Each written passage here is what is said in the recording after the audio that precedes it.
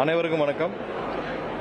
இன்று எங்களுடைய தலைவரின் தலைமையிலான அரசு பொறுப்பேற்று கிட்டத்தட்ட 6 நாட்கள் ஆயிடுச்சு.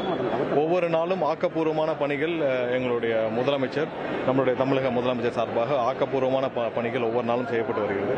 ஒவ்வொரு நாளும் மக்களுக்கு தேவையான அனைத்து உத்தரவுகள் எப்படின்னா, மதுபான கடைகள் மூடப்பட்டதிலிருந்து பெண்களுக்கு பாதுகாப்பான சிங்கப்பெண் படை உட்பட ஒவ்வொன்றும் ஆக்கப்பூர்வமான ஒவ்வொரு பணிகளும் மேற்கொள்ளப்பட்டு வருகிறது. கண்டிப்பாக மக்கள் என்ன எதிர்பார்த்து வாக்களித்தார்களோ அது 100% நிறைவேற்றப்படும்.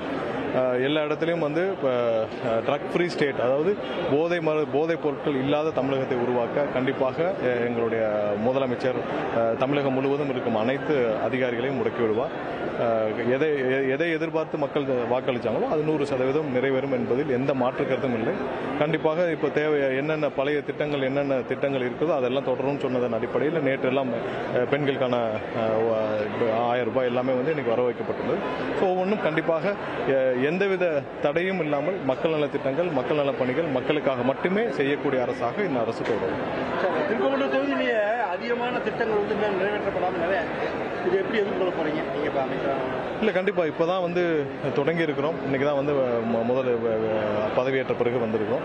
ஒவ்வொன்றாக ஆய்வு செய்து மக்களுக்கு தேவையான அனைத்து விஷயங்களும் செய்வோம்.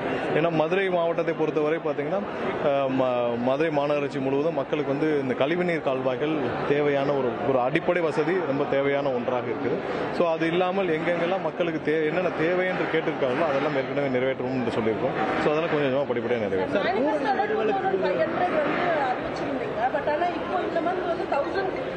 இல்லை, உங்களுக்கு இப்போ பட்ஜெட்டில் அடுத்த வர்ற நிதிநிலையில் சேர்த்து தான் அதை அறிவிக்க முடியும். ஏன்னா ஃபினான்ஷியல் பட்ஜெட் முடிஞ்ச பிறகு தான் அதை அறிவிக்க முடியும். ஸோ அதற்கான நிதி ஆதாரங்கள் எல்லாரையும் சேர்த்து தான் அறிவிக்க முடியும். ஸோ அதுக்கு கொஞ்சம் டைம் வேணும்னு கண்டிப்பாக எங்களுடைய முதலமைச்சர் சொல்லியிருக்காரு.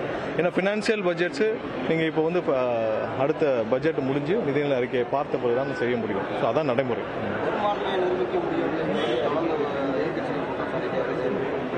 பெரும்பான்மையை தான் நிரூபிச்சாச்சு. இதற்கு மேலே என்ன நிரூபிக்கணும்? 140 பேர் எங்களுக்கு ஆதரவு வாக்களிக்கிறார். எங்களுடைய கூட்டணி கட்சி சார்பாக நாங்கள் 120 பேருக்கான ஆதரவுகளை நாங்கள் கவர்னர்கிட்ட கொடுத்துருந்தோம். 120 ஆதரவு இல்லாமல் மேலும் சிலர் சில எம்எல்ஏக்கள், பல எம்எல்ஏக்கள் கண்டிப்பாக இது மக்கள் அளித்த தீர்ப்பு, மக்கள் அளித்த தீர்ப்பை நாம் வரவேற்க வேண்டும், மக்கள் அளித்த தீர்ப்புக்கு ஆதரவாக இருக்க வேண்டும் என்று பல எம்எல்ஏக்கள் மற்ற கட்சிகளிலிருந்து ஆதரவு தெரிவிச்சிருக்காங்க.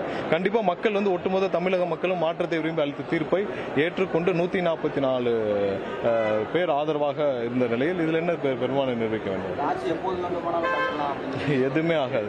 இது மக்கள் அளித்த தீர்ப்பு, ஒட்டுமொத்த தமிழக மக்கள் அளித்த தீர்ப்பு. ஸோ அதனால இது எதுவும் யாரும் செய்ய முடியாது. ஒட்டுமொத்த மக்களுக்கான வெற்றி இது. அதில் ஒன்றும் எந்த மாநகராட்சி மன்ற தலைவர்கள் நீக்கப்பட்டாங்க. இப்போ மாநகராட்சி எப்படி செயல்படுத்துவாங்க? இந்த ஆட்சியில் எப்படி செயல்படுத்துவாங்க? மதுரை மாநகராட்சி மட்டுமே தமிழ்நாட்டில் ஒரு முடக்கப்பட்ட. ஏன்னா இது போன ஆட்சியில் அந்த 4 வருஷத்தில் மொத்தமாக மாநகராட்சியில் 400 கோடிக்கு மேலே ஊழல்கள் பிடிபட்டிருக்கு. அதில் நிறைய விசாரிக்கப்படாமல் இருக்குது. நிறைய மக்களுடைய பணங்கள் திருடப்பட்டிருக்கு. ஸோ இது அனைத்தும் விசாரிக்கப்பட வேண்டும். மற்றபடி எல்லாமே மாநகராட்சியில் இப்போ என்ன பணிகள் நடந்துட்டு இருக்கோ, ஏன்னா அடுத்து வர்ற பட்ஜெட்டுக்கு அப்புறம் தான் இதை பண்ண முடியும். உள்ளாட்சி தேர்தலும் விரைவில் எப்போ வருதுன்னு நம்ம பார்க்கணும். ஸோ அதனால மாநகராட்சியில் இதுவரை நடந்த ஊழல்கள் அனைத்தும் இது பண்ண வேண்டும், சீரமைக்க வேண்டும். சீரமைக்க வேண்டிய பணிகள் நிறைய இருக்கு. ஏன்னா ஊழல் இல்லாமல் தடுக்கப்பட வேண்டிய ஒரு முன்னெடுப்பை எங்களுடைய முதல்வர் எல்லா இடத்துலையும் முன்னெடுத்துட்டு இருக்காங்க. ஸோ ஊழல் எங்கெங்க நடைபெறும், எங்கெங்கெல்லாம் லீக்கேஜஸ் இருக்கும், எங்கெங்கெல்லாம் அரசு துறைகள் எங்கெங்க லீக்கேஜஸ் இருக்குமோ அதெல்லாம் கண்ட்ரோல் பண்ண வேண்டிய கட்டாயத்தில் இருக்கும்.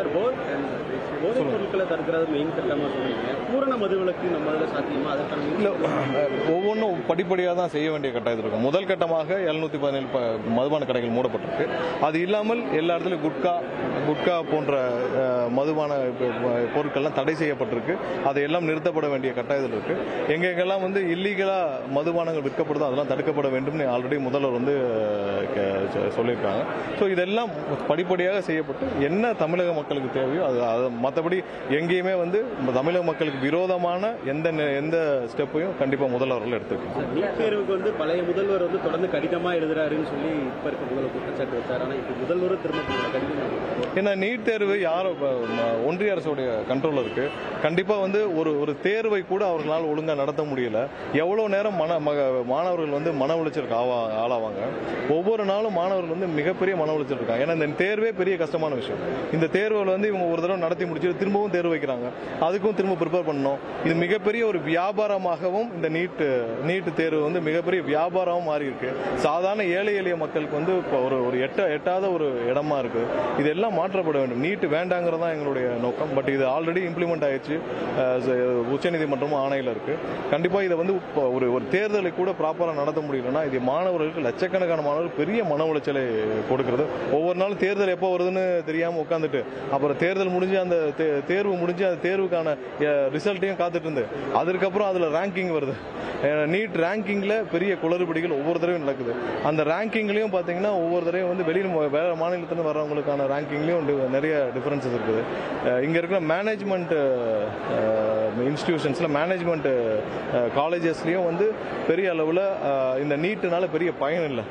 நீட்ல வந்து குறைந்த மார்க் எடுத்தவங்களும் மேனேஜ்மெண்ட் காலேஜஸ்ல சேர முடிகிற சூழ்நிலை இருக்கு. அதனால நீட்னால எந்த பயனும் இல்லை. நீங்க தகுதியானவர்கள் தேர்வு செய்யணும்னா நீட்னால எந்த பயனும் இல்லை. கண்டிப்பாக இது வந்து தேவையற்ற ஒன்று. அட்லீஸ்ட் இந்த தேர்வையாவது மாணவர்களுக்கு ஒரு பெரிய மன உளைச்சல் எல்லாம் நடத்தி முடிக்க வேண்டும்.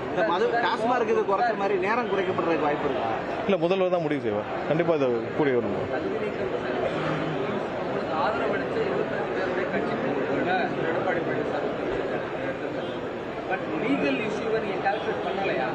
இல்ல, அதை பத்தி இல்ல, அது அவங்களுடைய உட்கட்சி விவகாரம். அதுல என்ன நடக்குதுன்னு பேசுறதுக்கு எங்களுக்கு உரிமை இல்லை.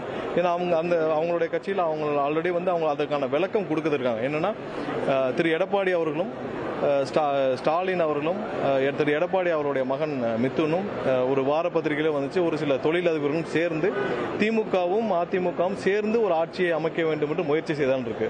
ஸோ அதற்கு எதிர்ப்பு தெரிவித்து அந்த கட்சி எதை நோக்கி புரட்சி தலைவரும் அம்மா அவர்களும் கட்சி ஆரம்பிச்சு கட்சியை நடத்திட்டு வந்தாங்களோ அதற்கு எதிராக திரு எடப்பாடி அவர்கள் செயல்படும் போது அதற்கு எதிர்ப்பு தெரிவித்து பெரும்பான்மையான எம்எல்ஏக்கள் வெளியே வந்து மக்கள் என்ன தீர்ப்பளித்தாங்களோ அதற்கு ஆதரவு தெரிவிக்கிறோம்.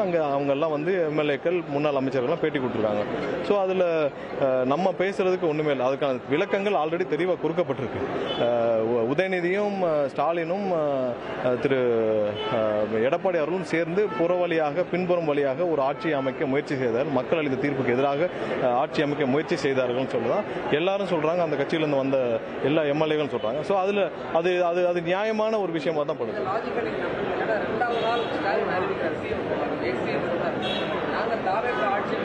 இல்ல, கண்டிப்பாக இதற்கான முயற்சிகள் 100% நடந்தது. அவர்கள் இருவரும் சேர்ந்து ஆட்சி அமைக்க 100% முயற்சி செய்தார்கள். அதை அவர்கள் கூட்டணி கட்சியில் இருந்த அனைவரிடமும் கூப்பிட்டு பேசினார்கள் என்று தகவல் கேள்விப்பட்டோம். ஸ்டாலின் அவர்களும் அவருடைய கூட்டணி கட்சியில் இருந்த முக்கிய தலைவர்களை கூப்பிட்டு ஆலோசித்தார். திரு எடப்பாடி அவர்களும் கூப்பிட்டு ஆலோசித்தார். இவரெல்லாம் ரகசியமாக பல சந்திப்புகள் நடத்தியதாக எங்களுக்கு தகவல் தெரிவிக்கப்பட்டது. கண்டிப்பாக இவர்கள் 100% முயற்சி செய்தார்கள். ஆனால் மக்கள் அளித்த தீர்ப்புக்கு எதிராக போக பெரும்பாலான கட்சிகளும் பெரும்பாலான தலைவர்களும் வேண்டாம் என்று முடிவெடுத்ததால் அந்த மிகப்பெரிய ஒரு புறவழி ஒரு பின்புறம் வழியாக ஒரு ஏற்பாடு செய்யப்பட்ட ஒரு கள்ள கூட்டணி அங்கேயே வந்து நிராகரிக்கப்பட்டது. இல்ல, முதல்வர் விரைவில் யார் யாருக்கு என்ன இலாக்கான்றதை முடிவு செய்து முதல்வர் அறிவிப்பார். அதுல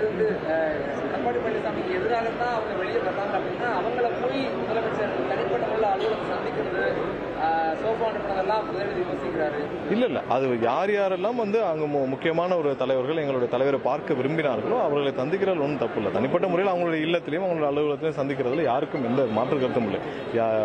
அதனால எந்த அவங்க ஆல்ரெடி வந்து ஒரு வாரமாக அவங்க எதிர்நிலைகள் இருக்கிறாங்க, அவங்க எதிராக செயல்படுறாங்க. அதுல ஒரு சில பேர் வந்து சந்திக்கணும்னு விருப்பப்பட்டப்ப எங்களுடைய தலைவர் முதல்வர் வந்து முக்கிய தலைவர்களை சந்திக்கும் போது அவர்களை சந்திப்பதில் எந்த தவறும் இல்லை.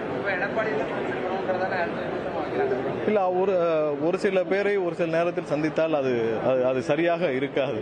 ஏன்னா அரசியல் சூழ்நிலையில் ஒரு சில பேரை சந்தித்தால் அது மக்களுக்கும் எதிராக இருக்கும், சூழ்நிலை அது எதிராக இருக்கும். அதனால அது சரியாக இருக்காது என்றதால் சந்திப்பு ஏற்பாடு செய்யப்படும். நன்றி.